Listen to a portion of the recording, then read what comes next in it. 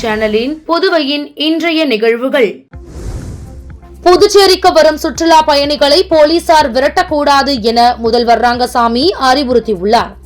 புதுவை காவல்துறைக்கு புதிதாக தேர்ந்தெடுக்கப்பட்ட 289 காவலர்கள் மற்றும் 19 காவல்துறை ஓட்டுநர்கள் நிலை 3 ஆகியோரின் பயிற்சி நிறைவு அணிவகுப்பு விழா கோரிமேடு காவல்துறை மைதானத்தில் நடைபெற்றது. இதில் கலந்து கொண்ட முதல்வர் ரங்கசாமி புதிய காவலர்களின் அணிவகுப்பு மரியாதையை ஏற்றுக்கொண்டார். இதனை அடுத்து பயிற்சியில் சிறப்பாக செயல்பட்ட காவலர்களுக்கு சான்றிதழ் மற்றும் கேடயங்களை வழங்கினார். தொடர்ந்து விழாவில் பேசிய அவர், புதுவை காவல்துறையானது தற்போது மிகவும் சுறுசுறுப்பாக பணியாற்றுகிறது. காவல்துறையினர் சுறுசுறுப்பாக பணியாற்றும் போதுதான் சட்டம் ஒழுங்கு சிறப்பாக இருக்கும். காவல்துறைக்கு பொதுமக்களை பாதுகாக்கும் பொறுப்பு உள்ளது. இதற்குதான் கடுமையான பயிற்சிகள் அளிக்கப்படுகின்றன. புதுச்சேரி சுற்றுலா பயணிகளை கவர்ந்து வருகிறது. காவல்துறையை சேர்ந்தவர்கள் சுற்றுலா பயணிகளை வரவேற்பவர்களாக இருக்க வேண்டும், விரட்டி விடுபவர்களாக இருக்கக்கூடாது என்றார்.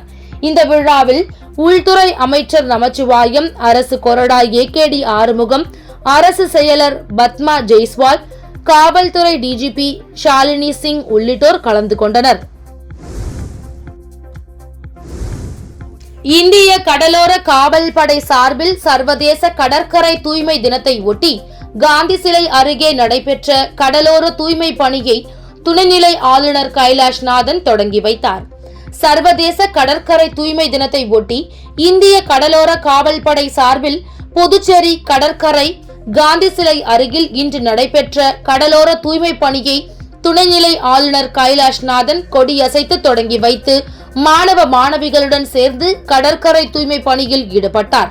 இந்நிகழ்ச்சியில் அமைச்சர்கள் நமச்சிவாயம், லட்சுமி நாராயணன், சட்டமன்ற உறுப்பினர் தட்சிணாமூர்த்தி என்கிற பாஸ்கர் பங்கேற்றனர். மேலும் அரசு செயலர்கள் பத்மா ஜெய்ஸ்வால், ஜெயந்தகுமார் ரே, காவல்துறை தலைமை ஆய்வாளர் அஜித் குமார் சிங்லா, இந்திய கடலோர காவல்படை கமாண்டன்ட் தசிலா, புதுச்சேரி நகராட்சி ஆணையர் திரு கந்தசாமி மற்றும் பள்ளி கல்லூரிகளை சேர்ந்த தேசிய மாணவர் படை, நாட்டு நலப்பணி திட்ட மாணவ மாணவிகள் மற்றும் அதிகாரிகள் கலந்து கொண்டு தூய்மை பணியில் ஈடுபட்டனர். புதுச்சேரியில் ஒரே நாளில் 23 நபர்கள் டெங்கு பாதிப்பால் மருத்துவமனையில் அனுமதிக்கப்பட்டுள்ளது பொதுமக்களிடையே அச்சத்தை ஏற்படுத்தியுள்ளது. புதுச்சேரியில் நகர பகுதிகளில் குப்பைகளை சரிவர வாராததால் ஆங்காங்கே நோய் தொற்று ஏற்பட்டு பொதுமக்கள் மருத்துவமனைக்கு வருவது அதிகரித்துள்ளது. இந்நிலையில் ஒரே நாளில் 23 நபர்கள் டெங்கு பாதிப்பால் மருத்துவமனையில் அனுமதிக்கப்பட்டுள்ளது பொதுமக்களிடையே அதிர்ச்சியை ஏற்படுத்தியுள்ளது. சுகாதாரத்துறையின் அலட்சியம் காரணமாக நாள்தோறும் டெங்கு பாதிப்பு அதிகரித்து வருவதாக குற்றச்சாட்டு எழுந்துள்ளது. கடந்த 20 நாட்களுக்கு மேலாக புதுச்சேரியில் டெங்கு பாதிப்பு அதிகமாகி வரும் நிலையில் போர்க்கால அடிப்படையில் நடவடிக்கை எடுக்க வேண்டும் என கோரிக்கை குரல் எழுந்துள்ளது. சைபர் கிரைம் போலீஸ் முயற்சியால் புதுச்சேரியில் ஒரே நாளில் பொதுமக்களின் ரூபாய் 1.9 கோடி பணம் இணைய வழி மோசடிக்காரர்களிடமிருந்து காப்பாற்றப்பட்டுள்ளது. புதுச்சேரி ரெட்டியார்பாளையம் பகுதியை சேர்ந்த ஓய்வு பெற்ற சுகாதார ஆய்வாளர் ஒருவரை போனில் தொடர்பு கொண்ட மர்ம ஆசாமிகள் உங்கள் பெயர் மற்றும் ஆதார் கார்டை பயன்படுத்தி கொரியர் மூலமாக வெளிநாட்டிலிருந்து போதை மருந்து கடத்தப்பட்டுள்ளது. மேலும் பல கோடி ரூபாய் பரிவர்த்தனை உங்கள் வங்கி கணக்கில் நடந்துள்ளது. நாங்கள் சொல்லும் வங்கி கணக்குக்கு ரூபாய் 1 கோடி பணத்தை அனுப்பினால் இந்த வழக்கிலிருந்து விடுவிக்கிறோம் என்று தெரிவித்துள்ளனர். இதனால் பயந்து போன அந்த நபர் ரூபாய் 34 லட்சம் பணத்தை மர்ம நபர்கள் சொன்ன வங்கி கணக்கிற்கு அனுப்பியுள்ளார். அதன் பிறகு தான் ஏமாற்றப்பட்டதை உணர்ந்த அவர் இது பற்றி புதுச்சேரி சைபர் கிரைம் காவல் நிலையத்தில் புகார் அளித்தார். உடனடியாக நடவடிக்கையில் இறங்கிய சைபர் கிரைம் போலீசார் சம்பந்தப்பட்ட வங்கியின் பொது மேலாளரை தொடர்பு கொண்டு மேற்கண்ட விவரங்களை கூறி குறிப்பிட்ட வங்கி கணக்கை முடக்கினார். இதற்கிடையே அந்த வங்கி கணக்கில் ரூபாய் 1 கோடி பணம் இருந்தது தெரிய வந்தது. தொடர்ந்து அந்த கணக்கு தொடர்பாக விசாரணை நடந்து வருகிறது.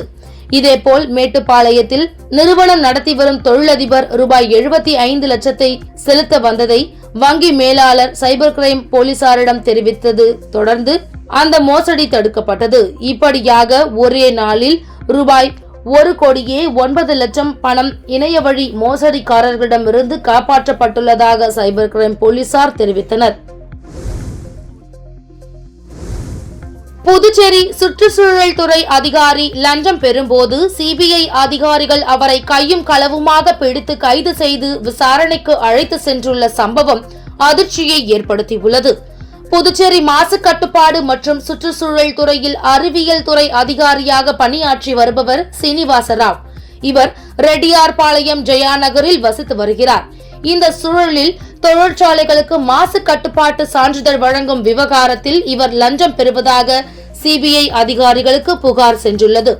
அதன் பேரில் அவரை தொடர்ந்து கண்காணித்து சிபிஐ அதிகாரிகள் வந்தனர். அதன்படி இன்று காலை ஒரு தொழிற்சாலையை சேர்ந்த ஒருவர் சீனிவாசராவை சந்தித்துள்ளார். அப்போது அந்த நபர் சீனிவாசராவிற்கு லஞ்சம் கொடுக்க முயன்ற போது அவருடன் சென்ற சிபிஐ அதிகாரிகள் சீனிவாசராவை அவரது வீட்டில் வைத்து கையும் களவுமாக பிடித்தனர். இதனைத் தொடர்ந்து அண்ணா நகர் வீட்டு வசதி வாரியம் கட்டிடத்தில் இயங்கி வரும் மாசு கட்டுப்பாடு மற்றும் சுற்றுச்சூழல் அலுவலகத்திற்கு சீனிவாசராவை அழைத்து வந்து சுமார் 3 மணி நேரத்திற்கும் மேலாக விசாரணை செய்து முக்கிய ஆவணங்களை கைப்பற்றி அவரை விசாரணைக்காக அழைத்து சென்றுள்ளனர். புதுச்சேரி சுற்றுச்சூழல் துறை அதிகாரி லஞ்சம் பெறுவதாக கிடைக்கப்பெற்ற தகவலின் பேரில் சிபிஐ அதிகாரிகள் அவரை கையும் களவுமாக பிடித்து கைது செய்து விசாரணைக்கு அழைத்து சென்றுள்ள சம்பவம் பெரும் பரபரப்பை ஏற்படுத்தியுள்ளது. ஆதி திராவிடர் மற்றும் பழங்குடியின மாணவ மாணவிகளுக்கு நடப்பு கல்வியாண்டில் ரூபாய் 49 கோடியே 90 லட்சம் கல்வி உதவித்தொகை வழங்க உள்ளதாக இயக்குநர் இளங்கோவன் தெரிவித்துள்ளார். புதுச்சேரி அரசு ஆதி திராவிடர் மற்றும் பழங்குடியினர் நலத்துறை இயக்குநர் இளங்கோவன் வெளியிட்டுள்ள செய்திக்குறிப்பில், ஆதி திராவிடர் மற்றும் பழங்குடியினர்களுக்கு இந்த நிதியாண்டில் இதுவரை ரூபாய் 12.01 கோடி நிதி உதவி வழங்கப்பட்டுள்ளது. அதன் ஒரு பகுதியாக இந்த நிதியாண்டில் திருமண உதவித்தொகையாக 396 பேருக்கு ரூபாய் 3.96 கோடியும், கலப்பு திருமண உதவித்தொகையாக 80 தம்பதிகளுக்கு ரூபாய் 2 கோடி, பிரதமர் வீடு கட்டும் திட்டத்தில் 118 பயனாளிகளுக்கு மாநில அரசின் பங்காக ரூபாய் 1.88 கோடி வழங்கப்பட்டுள்ளது. பாலூட்டும் தாய்மார்கள் 592 பேருக்கு மொத்தம் ரூபாய் 89.89 லட்சமும், தொடர் நோய் உதவித்தொகை திட்டத்தில் 2281 பேருக்கு மொத்தம் ரூபாய் 1.57 லட்சம் வழங்கப்பட்டுள்ளது. வன்கொடுமை தடுப்பு சட்டத்தின் கீழ் 5 பேருக்கு ரூபாய் 2.59 லட்சம், மாணவர்களுக்கு கல்வி உதவித்தொகையாக ரூபாய் 49.90 லட்சம் வழங்கப்பட்டுள்ளது என குறிப்பிடப்பட்டுள்ளது. புதுச்சேரி ஏனாம் பிராந்தியத்தில் கோதாவரி ஆற்றில் ONGC குழாயிலிருந்து கேஸ் மற்றும் எண்ணெய் கசிந்துள்ளதால் பொதுமக்கள் அச்சமடைந்துள்ளனர். புதுச்சேரியில் ஏனாம் பிராந்தியம் ஆந்திர மாநிலம் காக்கிநாடாவை ஒட்டி அமைந்துள்ளது. ஏனாம் நடுக்கடலில் இருந்து ONGC சார்பில் கேஸ் எடுக்கும் பணி 2016ஆம் ஆண்டு முதல் நடைபெற்று வருகிறது. இதற்கான குழாய்கள் கோதாவரி ஆற்றில் இருந்து கடலுக்குள் செல்கிறது. இந்த குழாய்களில் இருந்து எண்ணெய் மற்றும் கேஸ் வெளியே வருகிறது. இதனை ஏனாம் வட்டார காங்கிரஸ் தலைவர் தினேஷ் வீடியோ ஆதாரத்துடன் அரசுக்கு புகாராக தெரிவித்துள்ளார். 2 நாட்களுக்கு மேலாக குழாயிலிருந்து கேஸ் மற்றும் எண்ணெய் வெளியேறி வருகிறது. இதனால் கோதாவரி ஆறு மற்றும் கடற்கரை பகுதியில் கருப்பு எடைப்படலம் படிந்து துர்நாற்றம் வீசுவதாகவும், இதனால் கடல் வளம் பாதிக்கப்படுவதுடன் காற்று மாசும் ஏற்பட்டுள்ளது என குற்றம் சாட்டியுள்ளார். இது தொடர்பாக ஏனாம் மண்டல நிர்வாக அலுவலகத்தை தொடர்பு கொண்டு கேட்டதற்கு 2 தினங்களுக்கு முன்பே குழாயிலிருந்து பழுது நீக்கும் பணி நடைபெறும் என தகவல் அளிக்கப்பட்டதாக தெரிவித்தனர். இருப்பினும் கோதாவரி ஆற்றில் ONGC கேஸ் மற்றும் எண்ணெய் கசிவால் ஏனாம் மக்கள் அச்சமடைந்துள்ளனர்.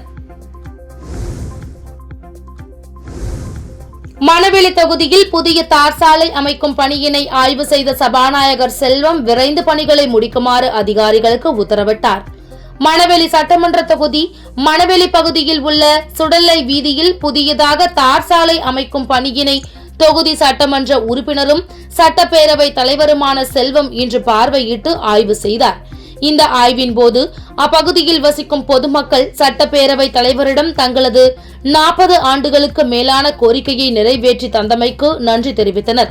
இந்நிகழ்ச்சியின் போது அரியாங்குப்பம் கொம்யூன் பஞ்சாயத்து உதவி பணியாளர் நாகராஜ், இளநிலை பொறியாளர் சுரேஷ் மற்றும் அப்பகுதி முக்கிய பிரமுகர்கள் பொதுமக்கள் உடனிருந்தனர்.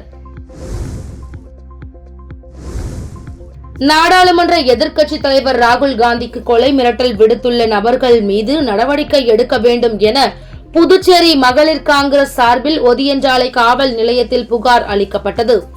காங்கிரஸ் மக்களவை எதிர்க்கட்சி தலைவர் ராகுல் காந்திக்கு கொலை மிரட்டல் விடுத்து அவதூறாக பேசிய பாஜக தலைவர், பாஜக மத்திய அமைச்சர்கள் மீது இந்திய தண்டனை சட்டத்தின் கீழ் வழக்கு பதிவு செய்ய வலியுறுத்தி மகளிர் காங்கிரஸ் தலைவி பஞ்சகாந்தி தலைமையில் ஒதியஞ்சாலை காவல் நிலையத்தில் புகார் அளித்தனர்.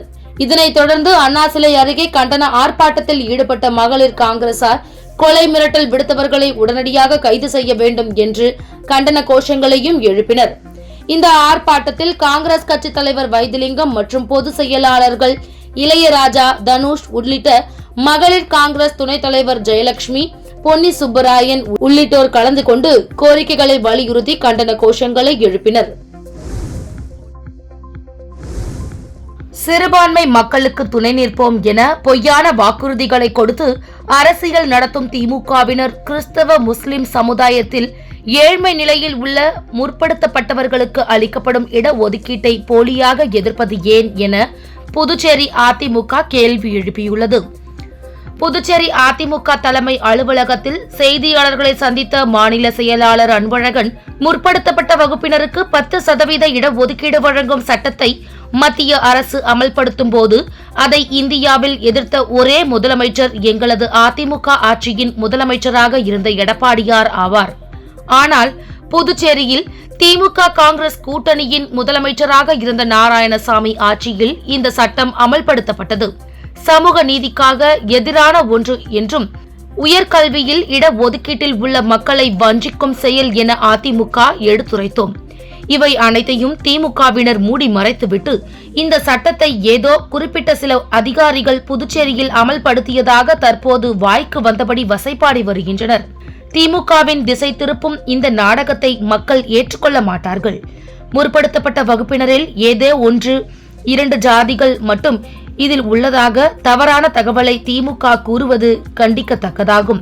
திமுகவின் இந்த இரட்டை வேடத்தை கிறிஸ்தவ முஸ்லிம் சமுதாய மக்கள் என்றும் மன்னிக்க மாட்டார்கள். சிறுபான்மை மக்களுக்கு துணை நிற்போம் என பொய்யான வாக்குறுதிகளை கொடுத்து அரசியல் நடத்தும் திமுகவினர் கிறிஸ்தவ முஸ்லிம் சமுதாயத்தில் ஏழ்மை நிலையில் உள்ள முற்படுத்தப்பட்டவர்களுக்கு அளிக்கப்படும் இடஒதுக்கீட்டை போலியாக எதிர்ப்பது ஏன்?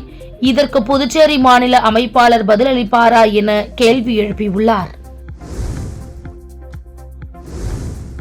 புதுச்சேரி உப்பளம் தொகுதி வானரப்பேட்டை பகுதியை சேர்ந்த கல்லறை சாலையில் ரூபாய் 22 லட்சம் செலவில் தரமான தார் சாலை அமைக்கும் பணி திமுக உப்பளம் தொகுதி சட்டமன்ற உறுப்பினர் அனிபால் கென்னடி அவர்கள் தொடங்கி வைத்தனர். புதுச்சேரி உப்பளம் தொகுதி உட்பட வானரப்பேட்டை பகுதியை சேர்ந்த கல்லறை சாலையில் சுமார் 22 லட்சம் செலவில் அம்பேத்கர் சாலை சந்திப்பில் இருந்து சுப்பையா சாலை வரை தார் சாலை அமைக்கும் பணி திமுக உப்பளம் தொகுதி சட்டமன்ற உறுப்பினர் அனிபால் கென்னடி அவர்கள் நள்ளிரவில் பணியை தொடங்கி வைத்தார். 2 இரவுகள் இப்பணி நடைபெற்றது. வானரப்பேட்டை கல்லறை சாலையில் அமலோற்பவம், தனியார் பள்ளி, காமராஜர் அரசு பள்ளி, அது மட்டுமன்றி மத்திய சேமிப்பு கிடங்கு, கல்யாண மண்டபங்கள், சமுதாய கூடங்கள், பலதரப்பட்ட வியாபார கடைகள், அரசு குடியிருப்பு, பொதுமக்கள் குடியிருப்பு போன்றவை மிக முக்கியத்துவம் வாய்ந்தது தொகுதிக்கு உட்பட்ட சாலையாகும். இது 2021 அன்று பொதுமக்கள் வேண்டுகோளுக்கு இணங்க சட்டமன்ற உறுப்பினர் திரு அனிபால் கென்னடி அவர்கள் சட்டமன்ற உறுப்பினராக பதவியேற்றவுடன் செய்த முக்கிய பணிகளில் ஒரு பணியாகும். அதனைத் தொடர்ந்து தற்பொழுது 2024 வானரப்பேட்டை கல்லறை சாலையில் அமைக்கும் பணி பொதுமக்கள் கோரிக்கையை ஏற்று சட்டமன்ற உறுப்பினர் சுமார் 22 லட்சம் செலவில் செய்து கொடுத்தார். உடன் உதவி பொறியாளர் பார்த்தசாரதி, இளநிலை பொறியாளர் சிவபிரகாசம், திமுக தொகுதி செயலாளர் சக்திவேல், துணை செயலாளர் ராஜி, மாநில மீனவர் அணி துணை அமைப்பாளர் விநாயகமூர்த்தி, கிளை செயலாளர்கள் செல்வம், இருதயராஜ், ராகேஷ், கழக சகோதரர்கள் முருகன், ராஜி ஆகியோர் உடனிருந்தனர். பாரதீஸ்வரர் கோவில் நில அபகரிப்பு வழக்கை சிபிஐ விசாரிக்க வேண்டும், முன்னாள் எம்பி ராமதாஸ் வலியுறுத்தியுள்ளார். புதுச்சேரி மாநில மக்கள் முன்னேற்ற கழகத்தின் காரைக்கால் மாவட்ட நிர்வாகிகளை நியமிக்கும் பணிக்காக இன்று காரைக்கால் வந்திருந்த முன்னாள் எம்பியும் புதுச்சேரி மாநில மக்கள் முன்னேற்ற கழகத்தின் தலைவருமான ராமதாஸ் செய்தியாளர்களை சந்தித்தார். காரைக்கால் கோவில் 10 பார்வதீஸ்வரர் கோவில் நிலம் அபகரிக்கப்பட்டுள்ளது.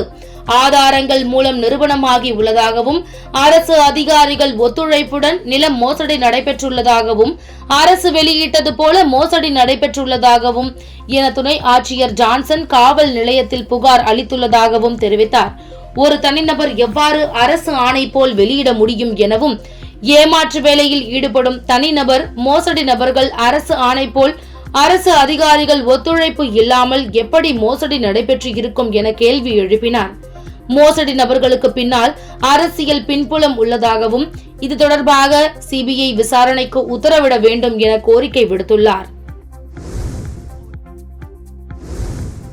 வானூர் பகுதியில் உழவர் ஆலயம் உழவர் உற்பத்தியாளர் நிறுவனத்தின் 4ஆம் ஆண்டு பொதுக்குழு கூட்டம் நடைபெற்றது. விழுப்புரம் மாவட்டம் வானூர் வட்டம் வானூர் தனியார் திருமண நிலையத்தில் உழவர் ஆலயம் உழவர் உற்பத்தியாளர் நிறுவனத்தின் 4ஆம் ஆண்டு பொதுக்குழு கூட்டம் நடைபெற்றது. நிகழ்ச்சியில் நிறுவனத்தின் பொதுக்குழு உறுப்பினர்கள், இயக்குநர்கள் மற்றும் தமிழ்நாடு அரசின் இணை இயக்குனர், வேளாண்மை துறை இயக்குனர், கால்நடை இணை இயக்குனர், தோட்டக்கலைத்துறை துணை இயக்குனர், தமிழ்நாடு செய்தித்தாள் காகித நிறுவனம் உதவி பொது மேலாளர், பாரத் மண்டி துணைத் தலைவர் விக்னேஷ் ஆகியோர் கலந்து கொண்டு வாழ்த்துறை மற்றும் துறை சார்ந்த திட்டங்களை எடுத்து கூறினர். இக்கூட்டத்தில் சேர்மன் தண்டபாணி நிறுவனத்தின் செயல்பாடுகள் மற்றும் ஆண்டு அறிக்கை சமர்ப்பித்தார். நடைபெற்ற உழவர் ஆலயம் உழவர் உற்பத்தியாளர் பொதுக்கூட்டத்தில் சுமார் 400க்கும் மேற்பட்ட விவசாயிகள் கலந்து கொண்டு பயனடைந்தனர். புதுச்சேரி வைத்திக்குப்பம் பாப்பாமால் கோவில் அருகே புதிதாக கட்டப்பட்டு வரும் பச்சைவாழியம்மன் மற்றும் அங்காளம்மன் கோவில் கட்டுமான பணிக்கு வழக்கறிஞர் குமரன் தனது சொந்த நிதியிலிருந்து 1 லட்சம் ரூபாய் வழங்கினார். புதுச்சேரி வைத்திக்குப்பம் பாப்பாமால் கோவில் அருகே அருள்மிகு பச்சைவாழியம்மன் மற்றும் அருள்மிகு அங்காளம்மன் ஆலயங்கள் புதிதாக கட்டப்பட்டு வருகிறது. இந்த கோவில்களில் கட்டுமான பணிக்கு நிதி அளிக்க முன்வந்த ராஜ்பவன் தொகுதியின் முக்கிய பிரமுகர் வழக்கறிஞருமான குமரன் இன்று தனது சொந்த நிதியிலிருந்து கோவில் கட்டுமான பணிக்கு ரூபாய் 1 லட்சம் கோவில் நிர்வாகிகளிடம் வழங்கினார். இந்நிகழ்ச்சியில் தலைவர் ராமதாஸ், துணைத் தலைவர் பாரதி, பொருளாளர் பாரிவேந்தன் மற்றும் வாசு, குமரன், ராஜ்பவன் தொகுதியை சேர்ந்த முக்கிய நிர்வாகிகள் மோகனசுந்தரம், குமார், ராஜேஷ், கந்தன் உள்ளிட்ட ஏராளமான நிர்வாகிகள் திரளாக கலந்து கொண்டனர். முதல் புரட்டாசி சனிக்கிழமையை முன்னிட்டு காந்தி வீதியில் அமைந்துள்ள ஸ்ரீ வரதராஜ பெருமாள் திருக்கோவிலில் பக்தர்கள் வரிசையில் நின்று பெருமாளை வழிபட்டு சென்றனர். புரட்டாசி மாதமே சிறப்பானது என்றாலும் இதில் வரும் அனைத்து சனிக்கிழமைகள் மிக அற்புதமானவை. புரட்டாசி மாதம் முழுவதும் விரதம் இருந்து பெருமாளை வழிபட முடியாவிட்டாலும் புரட்டாசியில் வரும் சனிக்கிழமைகளில் மட்டுமாவது விரதமிருந்து பெருமாளை வழிபட வேண்டும். இதனால் புரட்டாசி மாதம் முழுவதும் விரதம் இருந்த பலன் கிடைக்கும் என்பது ஐதீகம். இதனை அடுத்து புதுச்சேரியில் உள்ள பல்வேறு பெருமாள் கோவில்களில் இன்று காலை முதல் சிறப்பு வழிபாடு நடைபெற்று வருகிறது. புதுச்சேரி காந்தி வீதியில் அமைந்துள்ள ஸ்ரீபெருந்தேவியார் சமேத ஸ்ரீ வரதராஜ பெருமாள் திருக்கோவிலில் முதல் புரட்டாசி சனிக்கிழமையை ஒட்டி பெருமாளுக்கு சிறப்பு திருமஞ்சனம் செய்யப்பட்டது. தொடர்ந்து மலர்களால் அலங்கரிக்கப்பட்ட வரதராஜ பெருமாள் பக்தர்களுக்கு காட்சியளித்தார். 100க்கும் மேற்பட்ட பக்தர்கள் வரிசையில் நின்று பெருமாளை வழிபட்டு பிரசாதங்கள் பெற்று சென்று வருகின்றனர். சென்னையில் பொது போக்குவரத்தில் மின்சார ரயில்கள் முக்கிய பங்கு வகிக்கிறது. தினமும் ஏராளமான மக்கள் இந்த மின்சார ரயில் சேவையை பயன்படுத்துகின்றனர். குறிப்பாக பள்ளி, கல்லூரி செல்லும் மாணவ மாணவிகள், பணிக்கு செல்வோர் என இந்த ரயில் சேவையை நம்பியுள்ளனர். பராமரிப்பு பணி காரணமாக மின்சார ரயில் சேவை அவ்வப்போது குறிப்பிட்ட வழித்தடங்களில் முழுவதுமாக அல்லது பகுதியாக ரத்து செய்யப்படுவது வழக்கம். அதன்படி தாம்பரம் பணிமனையில் பராமரிப்பு பணிகள் காரணமாக மின்சார ரயில் சேவையில் நாளை மாற்றம் செய்யப்பட்டுள்ளது.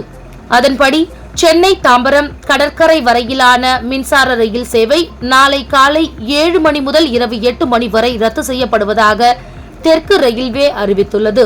மேலும் பயணிகளின் வசதிக்காக சென்னை கடற்கரை, பல்லாவரம் இடையே சிறப்பு ரயில்கள் இயக்கப்படும் எனவும் ரயில்வே நிர்வாகம் தெரிவித்துள்ளது.